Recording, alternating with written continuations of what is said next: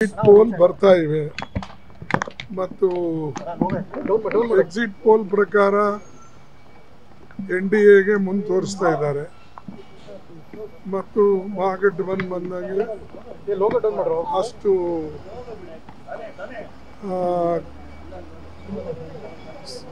ಒಂದು ಪ್ರೋತ್ಸಾಹಜನಕ ಅದರದ್ದು ಇಲ್ಲ.